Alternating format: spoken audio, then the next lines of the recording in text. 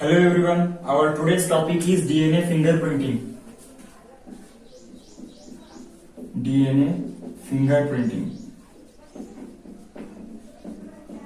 It is also called as a DNA profiling. ठीक आहे, यालाच आपण काय म्हणू शकतो, डीएनए प्रोफाइलिंग सुद्धा म्हणतो. ठीक आहे, आपल्याला माहित आहे gene present on the chromosome. ठीक आहे, gene present on the chromosome responsible for the expression of the character. ठीक आहे, आपल्याला माहित आहे जीन कुठे असते, क्रोमोझोमवर असते. ठीक आहे, आणि ते कशासाठी रिस्पॉन्सिबल असते, responsible for expression of character. ठीक आहे, जीन प्रेझेंट आहे क्रोमोझोमवर आणि तो रिस्पॉन्सिबल आहे कशाला, कॅरेक्टरच्या एक्सप्रेस होण्याला. ठीक आहे, इन एनी ऑर्गॅनिझम. ठीक आहे, कोणत्याही पण ऑर्गॅनिझम मध्ये अशाच प्रकारची कंडिशन राहणार, क्रोमोझोमवर जीन राहणार आणि तो जीन कशासाठी रिस्पॉन्सिबल राहणार, कॅरेक्टरच्या एक्सप्रेशनसाठी. In any organism it is also responsible for the inheritance. तो कशासाठी रिस्पॉन्सिबल असतो, इनहेरिटन्स साठी रिस्पॉन्सिबल असतो. हे आपण पाहिलेलं आहे. त्यानंतर आपण पुढे सांगू शकतो की due to recombination of paternal and maternal gene, we are different from our parent.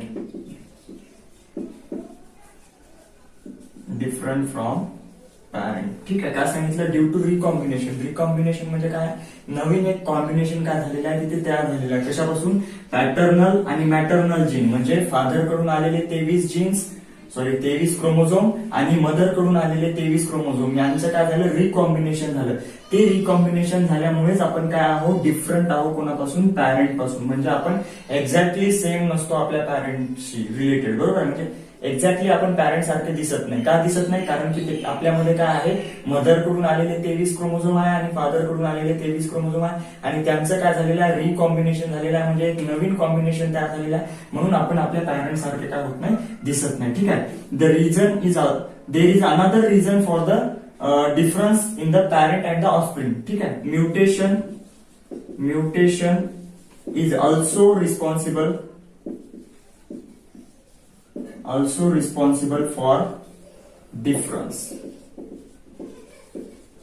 difference among the parent and the offspring. ठीक आहे, म्युटेशन सुद्धा कशासाठी रिस्पॉन्सिबल असतो, पॅरेंट आणि ऑफस्प्रिंग मध्ये जो फरक आलेला आहे तो म्युटेशन मुळे सुद्धा आलेला असतो. आणि म्युटेशन म्हणजे काय ते मी सांगितलं तुम्हाला, डीएनए आहे, डीएनए वर जी इन्फॉर्मेशन होती त्या इन्फॉर्मेशन मध्ये अचानक आलेला बदल, त्यालाच आपण काय म्हणतो, म्युटेशन म्हणतो. आणि अचानक बदल आल्यामुळे त्याचं एक्सप्रेशन पण कसे राहणार, वेगळे राहणार. ठीक आहे, मग म्युटेशन सुद्धा कशासाठी रिस्पॉन्सिबल असते, व्हेरिएशन साठी रिस्पॉन्सिबल असते. म्हणजे पॅरेंट आणि ऑफस्प्रिंग मध्ये वेगवेगळे व्हेरिएशन साठी रिस्पॉन्सिबल असते म्युटेशन, आणि रिकॉम्बिनेशन सुद्धा काय असते, व्हेरिएशन साठी रिस्पॉन्सिबल असते. त्यानंतर आपण पुढे सांगू शकतो की due to this property every organism किंवा every individual has a unique DNA. ठीक आहे, ड्यू टू दिस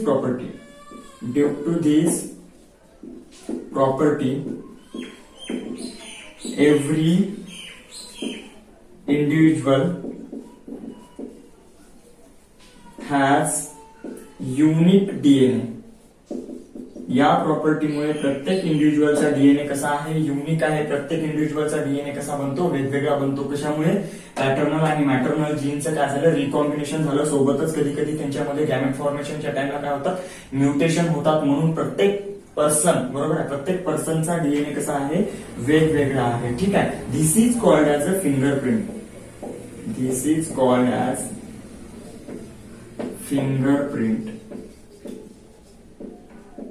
ठीक आहे, त्यालाच आपण काय म्हणतो, फिंगरप्रिंट म्हणतो. फिंगरप्रिंट आपल्याला माहिती आहे, आपण थंब लावतो, प्रत्येकाचा थंबचा प्रिंट हा कसा असतो, वेगवेगळा असतो. बरोबर आहे, म्हणून आपण त्याला फिंगरप्रिंट म्हटलं होतं. मग डीएनए सुद्धा प्रत्येकाचा कसा आहे, वेगवेगळा आहे, म्हणून आपण त्याला काय म्हणतो, डीएनए फिंगरप्रिंट. ठीक आहे, डीएनए फिंगरप्रिंट. त्याच्यानंतर आपण सांगू शकतो द टेक्निक डीएनए फिंगरप्रिंटिंग. ठीक आहे, किंवा for the identification of person one technique is develop and that technique is called as a DNA fingerprint. ठीक आहे, for identification of person one technique is developed called as DNA fingerprint or DNA profiling. त्यालाच DNA fingerprint किंवा DNA काय म्हणतो, profiling म्हणतो. वेगवेगळे person ओळखण्यासाठी जी technique वापरतो त्या टेक्निकला आपण डीएनए फिंगरप्रिंट म्हणतो. डीएनए फिंगरप्रिंट का म्हणतो, कारण त्याच्यामध्ये प्रत्येकाचा डीएनए चेक करतो आणि प्रत्येकाचा डीएनए कसा आहे, वेगवेगळा आहे. त्यावरून आपण प्रत्येक इंडिव्हिज्युअल काय करू शकतो, ओळखू शकतो. ठीक आहे. त्यानंतर पुढे आपण सांगू शकतो याच्यामध्ये this technique was discovered by Alec Jeffreys in 1984 something. ठीक आहे, चेक करून घ्या. अलेक जाफ्री नावाचा काय होता, एक सायंटिस्ट होता, जेनेटिस्ट होता. म्हणजे जेनेटिक शी रिलेटेड काय करत होता, तो रिसर्च करत होता. डीएनए रिलेटेड काय होते त्याचे रिसर्च होते आणि त्यांनी काय केलं, एक नवीन टेक्निक डेव्हलप केली. कोणती, डीएनए फिंगरप्रिंट. ठीक आहे. This technique was based on the sequence of nucleotide present on the DNA. He technique कशाच्या आधारावर होती की डीएनए वर कोणत्या प्रकारच्या न्यूक्लियोटाइडचा सिक्वेन्स आहे. फॉर एक्झाम्पल आपण समजण्यासाठी घेऊ की एक डीएनए आहे की त्याच्यावर काय आहे 80 असाच सिक्वेन्स आहे. दुसऱ्या पर्सनचा डीएनए राहणार, त्याच्यावर एक वेगळा सिक्वेन्स राहणार. तिसरा प्रत्येक पर्सनच्या डीएनएचा सिक्वेन्स कसा असतो, वेगवेगळा असतो आणि त्या आधारावरच काय केलेली आहे, डीएनए फिंगरप्रिंटिंग काय आहे, बेस आहे. ठीक आहे. It is based on sequence of nucleotide present in DNA. DNA मध्ये कशा प्रकारचे न्यूक्लियोटाइडचा सिक्वेन्स आहे त्या आधारावरच काय डीएनए फिंगरप्रिंटिंग आधारलेली आहे. ठीक आहे. त्यानंतर आपण पुढे याच्यामध्ये सांगू शकतो the DNA 99.9% DNA of each person is same. ठीक आहे. 99.9% DNA of every individual is same. ठीक आहे. इथे काय म्हटलं आपण की पुढे काय सांगितलं आपण, property individual has unique DNA. प्रत्येक इंडिव्हिज्युअलचा डीएनए कसा आहे म्हटलं, युनिक आहे म्हटलं, वेगवेगळा आहे म्हटलं. आणि आता इथे काय म्हणतो आपण 99.9% डीएनए प्रत्येक इंडिव्हिज्युअलचा कसा आहे, सेम आहे म्हटलं. बरोबर आहे. म्हणजे सगळे पर्सन घेतले तुम्ही आणि तुमचा आणि माझा जर डीएनए चेक केला तर त्याच्यामध्ये 99.9% डीएनएचा सिक्वेन्स कसा राहणार, सेम राहणार. फक्त 0.1% डीएनए जो आहे तो कसा आहे, वेगवेगळा राहणार. बरोबर आहे. फक्त 0.1% आणि तो 0.1% डीएनए काय केला जातो, फिंगर प्रिंटिंग साठी काय केला जातो, युज केला जातो. ठीक आहे. 99.9% डीएनए तर सगळ्यांचा कसा आहे, सेम आहे. फक्त 0.1% जो डीएनए आहे तो काय केला जातो, डीएनए फिंगर प्रिंटिंग साठी काय केला जातो, युज केला जातो. ठीक आहे. तो 0.1% डीएनए आहे त्याच्यामध्ये काय असतात, ते 100 न्यूक्लियोटाइडचा सिक्वेन्स असतो. ठीक आहे. आणि हे 20 ते 100 न्यूक्लियोटाइडचा सिक्वेन्स काय होतो, परत परत रिपीट होत राहतो. म्हणून आपण त्याला म्हणतो VNTRs. ठीक आहे. VNTR म्हणजे काय झालं आता, व्हेरिएबल नंबर टँडम रिपीट्स. ठीक आहे. परत परत काय होतात, ते रिपीट होत राहतात. 20 ते 100 न्यूक्लियोटाइडचा सिक्वेन्स, त्यालाच आपण म्हणतो VNTR. And this VNTR plays key role in fingerprinting, DNA fingerprinting. ठीक आहे. आणि हे VNTRच काय आहे, डीएनए फिंगर प्रिंटिंग मध्ये काय असतात, महत्वाचे असतात. आता पूर्ण आपण डीएनए फिंगर प्रिंटिंगचा मेकॅनिझम म्हणजे डीएनए फिंगर प्रिंटिंग कशा प्रकारे करतात ते काय करू आपण, मेकॅनिझम काय करू, स्टडी करू. ठीक आहे. याच्यामध्ये आपण सांगितलं की 99.9% डीएनए प्रत्येकाचा सेम असतो. 0.1% डीएनएच काय असतो, वेगवेगळा असतो. तो वेगवेगळा डीएनए म्हणजेच काय, 20 ते 100 न्यूक्लियोटाइडचे सिक्वेन्स असतात, ज्याला आपण काय म्हणतो, VNTR म्हणतो. ते परत परत रिपीट होत असतात म्हणून त्याला VNTR म्हटलं. म्हणजे जर आपण समजून घ्यायचं राहिलं तर सपोज आपल्याकडे अशा प्रकारचा काय आहे, डीएनए आहे. डीएनए मध्ये आपण समजून घेऊ की 99.9% डीएनए म्हणजे एवढा सगळ्याचा कसा आहे, सेम आहे. हे एका काटेला असेल असं नाही. बरोबर. ठीक आहे. मग इथे काय आहे, एक व्हेरिएबल नंबर टँडम रिपीट्स आहे. हा रिपीट परत काही वेळानंतर परत इकडे हा नॉर्मल वाला डीएनए आणि परत इकडे काय झाला, VNTR, असे रिपीट्स असतात. बरोबर आहे. मग ते रिपीट्स, त्या रिपीटची लेंथ किती आहे त्या लेंथच्या आधारावर आपण काय करतो, डीएनएची फिंगर प्रिंटिंग करत असतो. ते काय करून घेऊ, पाहून घेऊ. ठीक आहे. महत्वाचं काय आहे की व्हीएमटीआर हे डीएनए फिंगर प्रिंटिंगसाठी महत्वाचे असतात. ठीक आहे. नेक्स्ट टॉपिक आहे आपला mechanism of DNA fingerprinting. ठीक आहे. मेकॅनिझम स्टडी करणार आहोत, म्हणजे डीएनए फिंगर प्रिंटिंग कशा प्रकारे केली जाते ते काय करणार आपण, स्टडी करणार. त्याच्यामध्ये पहिली स्टेप आहे आयसोलेशन ऑफ डीएनए.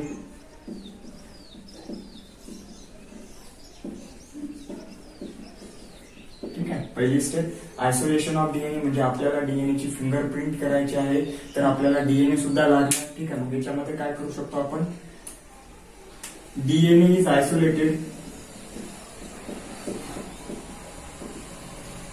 फ्रॉम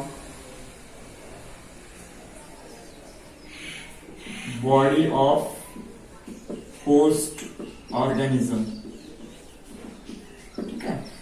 ज्या ऑर्गॅनिझमचा आपल्याला डीएनए फिंगर प्रिंटिंग करायचं आहे किंवा ज्या इंडिव्हिज्युअलचा आपल्याला डीएनए फिंगर प्रिंटिंग करायचं आहे त्याच्या बॉडीमधून आपण काय करणार, डीएनए आयसोलेट करणार विथ द हेल्प ऑफ किंवा from the cell and the tissue. From cell और टिश्यू. ठीक आहे. ज्या ऑर्गॅनिझमचा आपल्याला डीएनए फिंगर प्रिंटिंग करायचं आहे त्याच्या सेल मधून किंवा त्याच्या टिश्यू मधून काय करणार आपण, डीएनए काय करणार, आयसोलेट करणार. ठीक आहे. डीएनए काय करणार, त्याच्यामधून आपण आयसोलेट करणार. त्यानंतर small sample of blood, hair root और स्किन इज रिक्वायर्ड. ठीक आहे. मग या गोष्टीसाठी कशासाठी, आयसोलेशन ऑफ डीएनए साठी काय लागणार, सिंपल आहे. ज्या इंडिव्हिज्युअलचा आपल्याला काय करायचं आहे, डीएनए फिंगर प्रिंटिंग करायचं आहे त्याच्या सेल मधून त्याच्या टिश्यू मधून आपण काय करणार, डीएनए आयसोलेट करणार. आणि सेल आणि टिश्यू कुठचे लागणार आपल्याला, ब्लड आपण घेऊ शकतो, ब्लड मधून डीएनए काढू शकतो. त्यानंतर हेअर आहे, हेअर रूट सगट असले पाहिजे, त्या रूट मधून आपण काय करू शकतो, डीएनए आयसोलेट करू शकतो. किंवा स्किन आहे, स्किन मधून सुद्धा काय करू शकतो आपण, डीएनए आयसोलेट करू शकतो. पहिली स्टेप झाली, सिंपल आहे की डीएनए फिंगर प्रिंटिंग करायचं आहे, ज्यांची फिंगर प्रिंटिंग करायची आहे डीएनएची त्याच्यामधून डीएनए काढावा लागणार. ठीक आहे. दुसरी स्टेप आहे त्याच्यामध्ये रिस्ट्रिक्शन अनालिसिस. ठीक आहे. रिस्ट्रिक्शन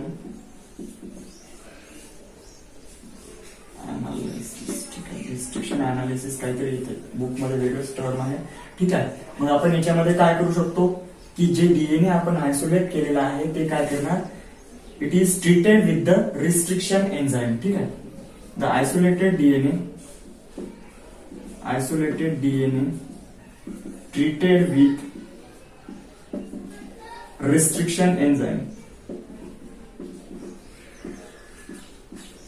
ठीक आहे. जे डीएनए आपण आयसोलेट केलेला आहे त्याला आपण काय करणार, रिस्ट्रिक्शन एन्झाइम त्याच्यामध्ये टाकणार आणि ट्रीटमेंट देणार. ठीक आहे. Due to this the fragment of DNA is formed. ठीक आहे. त्यामुळे काय होणार, डीएनए चे फ्रॅगमेंट तयार होणार which are of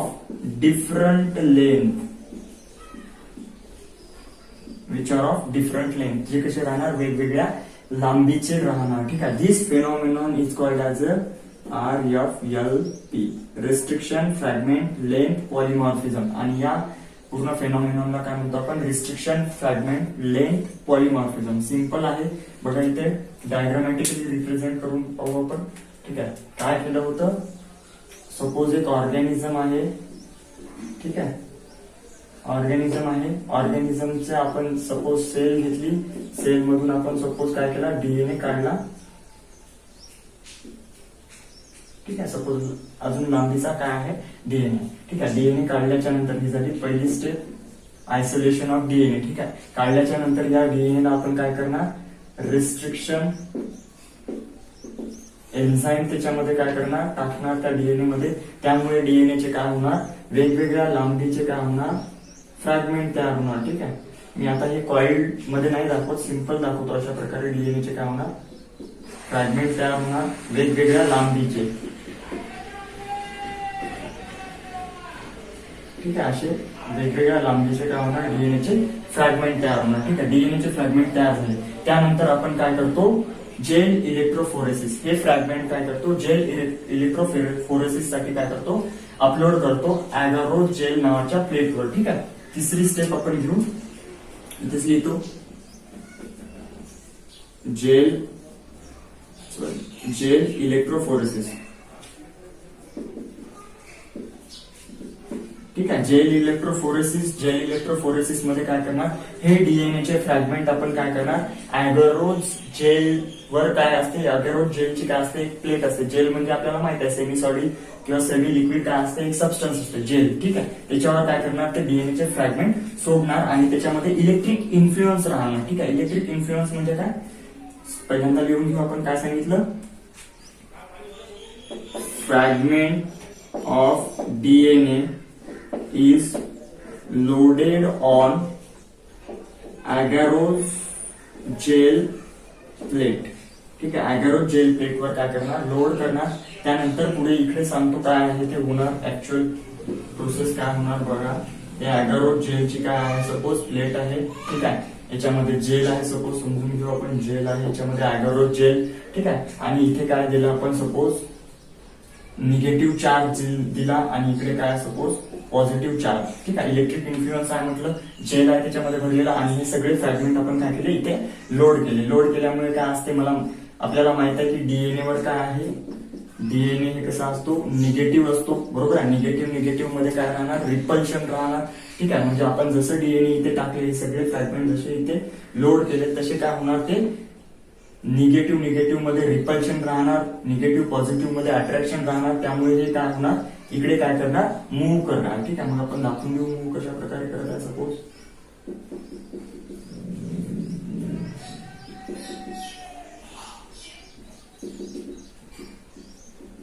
ठीक आहे. अशा प्रकारे काय केलं मूव्ह केलं. मूव्ह होत असताना काय होणार डीएनएचे फ्रॅगमेंट अशा प्रकारे मूव्ह करणार जो सगळ्यात छोटा फ्रॅगमेंट होता तो काय राहणार सगळ्यात समोर राहणार आणि सगळ्यात मोठा फ्रॅगमेंट कसा राहणार सगळ्यात मागे राहणार. का असं होणार कारण की तिथे फ्रिक्शन लागणार बरोबर आहे घर्षण होणार.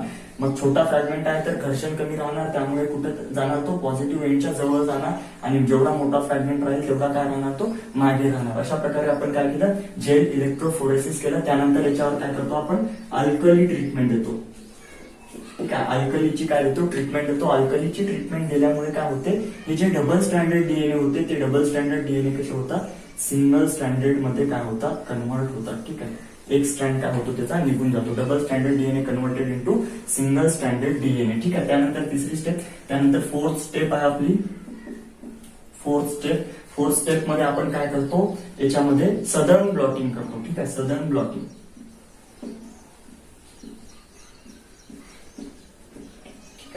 ब्लॉटिंग सदर्न ब्लॉटिंग मध्ये काय करतो एक नायलॉन मेम्ब्रेन किंवा नायट्रोसेल्युलस नावाचा फिल्टर पेपर असतो. तो फिल्टर पेपर काय करतो याच्यावर अशा प्रकारे काय करतो झाकून ठेवतो कशावर जेलवर आणि त्या फिल्टर पेपरवर मग थोडंसं काहीतरी वेट ठेवतो आपण म्हणजे रद्दी म्हणा. त्यानंतर त्याच्यावर टॉवेल आणि त्याच्यावर थोडंसं काय अर्धा किलोचं काय करणार वजन ठेवणार आणि ते रात्रभरासाठी ते नायट्रोसेल्युलोज मेम्ब्रेन काय करणार याच्यावरच ठेवून राहणार. म्हणजे समजलं असेल सदर्न ब्लॉटिंग काय आहे. आपल्याकडे एक जेलची प्लेट होती त्याच्यावर आपण डीएनए लोड केले होते. ते डीएनए अशा प्रकारे मूव्ह झाले होते म्हणजे मोठा डीएनए मागे आणि छोटा डीएनए कसा होता समोर होता. ठीक आहे. त्यानंतर आपण त्याच्यावर केलं काय केलं एक फिल्टर पेपर नायट्रोसेल्युलोज मेम्ब्रेन काय केली त्याच्यावर लोड केली. त्या नायट्रोसेल्युलोज मेम्ब्रेनवर आपण काय केलं थोडंसं वेट ठेवलं म्हणजे रद्दी ठेवली. त्यानंतर त्याच्यावर पेपर ठेवला आणि त्याच्यावर थोडंसं अर्धा किलोचं काय केलं वेट ठेवलं आणि तशीच प्लेट काय केली रात्रभरासाठी ठेवली. रात्रभरासाठी ठेवल्याच्या नंतर काय झालं हे जे डीएनएचे फ्रॅगमेंट होते ते डीएनएचे फ्रॅगमेंट कुठे आले आता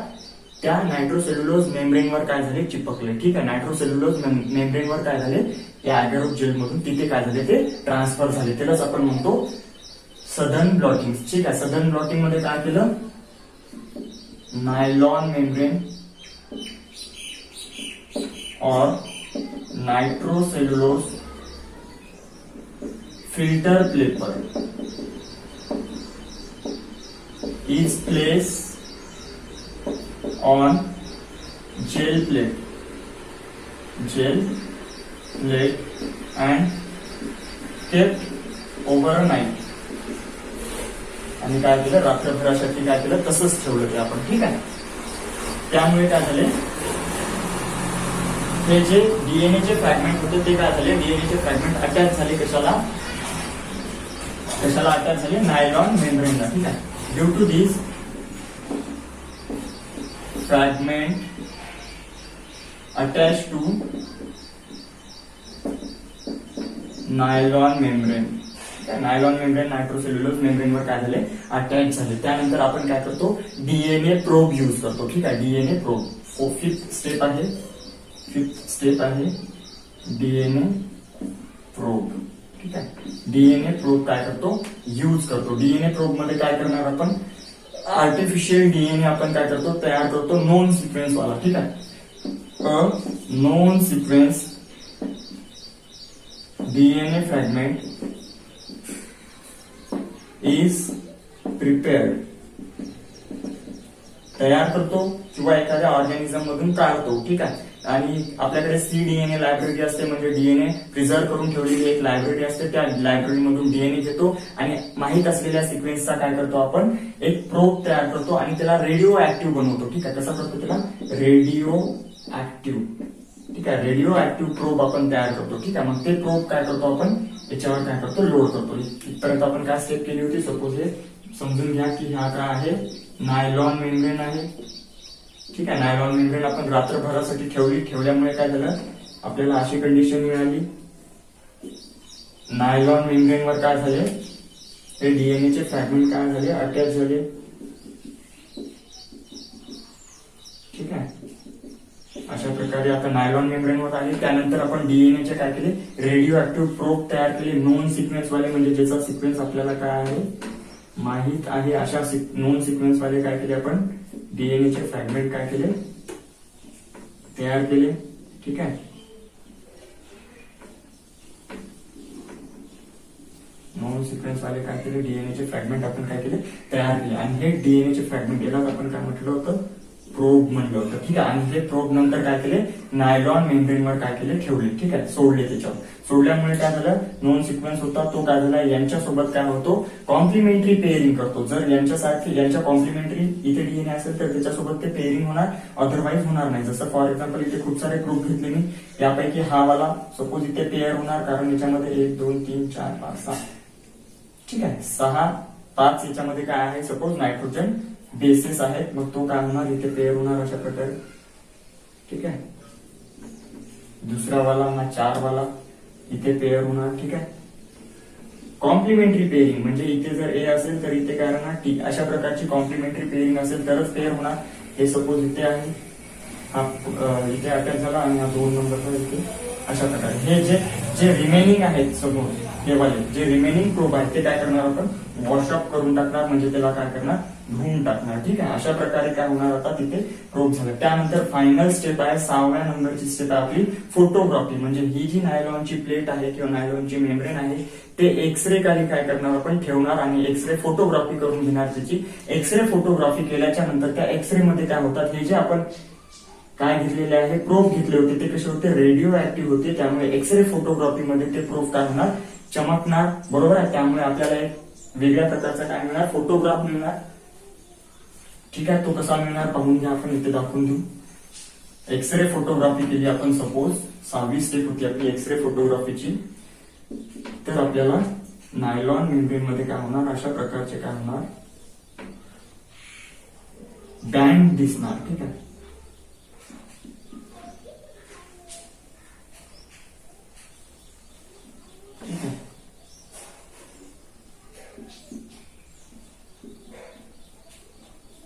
अशा प्रकारचे काय दिसणार, त्या नायलॉन मेम्ब्रेन मध्ये आपल्याला बँड दिसणार. आणि प्रत्येक इंडिव्हिज्युअल मध्ये ह्या लेंथ वेगळी राहणार, त्यामुळे याची पोझिशन पण काय राहणार, चेंज. काही इंडिव्हिज्युअल मध्ये याच्यापेक्षा जर लेंथ मोठी असली कशाची, व्हीएनटीआरची, तर काय राहणार, तो इथे राहणार. बरोबर. हे प्रत्येक ऑर्गॅनिझम मध्ये काय होते, हे डीएनएची जे काय म्हणतो आपण पोझिशन आहे, ती पोझिशन काय होते, चेंज होते. ठीक आहे. त्यावरून हे झाला डीएनए फिंगरप्रिंट. ठीक आहे. प्रत्येक इंडिव्हिज्युअलची अशी फिंगरप्रिंट काय राहणार, वेगवेगळी राहणार. ठीक आहे. मग फिंगरप्रिंटचे ऍप्लिकेशन काय, फॉरेन्सिक लॅब आहे. फॉरेन्सिक लॅबमध्ये फिंगरप्रिंटिंग अतिशय महत्वाचे आहे, ज्याच्यामध्ये क्रिमिनलच्या आयडेंटिफिकेशनसाठी डीएनए फिंगरप्रिंटिंग केली जाते. त्यानंतर पॅरेंटल आयडेंटिफिकेशन, बरोबर आहे. एखाद्या मुलाचा पॅरेंट कोणता आहे ते शोधण्यासाठी सुद्धा काय केली जाते, डीएनए फिंगरप्रिंटिंग हे युज केली जाते. ठीक आहे, अशा प्रकारे डीएनए फिंगरप्रिंटिंगचे काय आहे, युजेस आहेत. ठीक आहे, याच्यामध्ये आपण सांगू शकतो एक छोटीशी केस घेऊ. सपोज आपल्याकडे सपोज हे 3 पर्सन आहेत, सपोज समजून घेऊ. ठीक आहे, हे 2 पर्सन आणि हा एक वेगळा person, suppose A B C.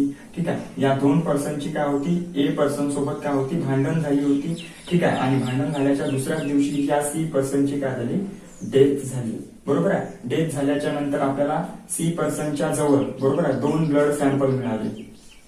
2 blood sample, एक तर ब्लड होता त्या सी पर्सनचा आणि एक दुसरा ब्लड सॅम्पल होता ते अननोन होता. बरोबर आहे, एक ब्लड सॅम्पल कसा होता, अननोन होता. मग आता आपल्याला माहित होतं, जे पोलीस असतात ते काय करतात, संशयित व्यक्तीला पकडतात. मग आपल्याला बाजूचे लोक सांगतील की या 2 व्यक्तीसोबत त्याची काय झाली होती, भांडण झाली होती. मग हे 2 व्यक्ती काय झाले, संशयित व्यक्ती झाले. मग याचा आपण फिंगरप्रिंट बनवणार, याचा एक फिंगरप्रिंट बनवणार सपोज. ठीक आहे, ठीक आहे, अशा प्रकारचा याचा फिंगरप्रिंट बनवला. आणि हे जे अननोन ब्लड आपल्याला या पर्सनच्या जवळ सापडलं होतं, बरोबर, हा पर्सन याचा खून झाला म्हणजे याने स्वतःचा बचाव करण्यासाठी त्या व्यक्तीला मारला असेल किंवा त्याचे केस वगैरे ओढले असेल. बरोबर आहे, पण त्या केसामधून आपण काय केला, डीएनएचा सॅम्पल काढला आणि त्याचा सुद्धा एक फिंगरप्रिंट बनवला. ठीक आहे, तो फिंगरप्रिंट आपल्याला मिळाला अशा प्रकारचा. ठीक आहे, अशा प्रकारचा. मग आपण काय सांगणार की खून कोणत्या व्यक्तीने केला हे आपल्याला क्लिअर होणार. हा आणि हा काय झाला, मॅच झाला. म्हणून याच्यावरून सांगू शकतो की बी या व्यक्तीने काय केला, याचा मर्डर केला. ठीक आहे, अशा प्रकारे ते डीएनए फिंगरप्रिंटिंग काय केली जाते, यूज केली जाते क्रिमिनल केसेस आयडेंटिफिकेशनसाठी. ठीक आहे.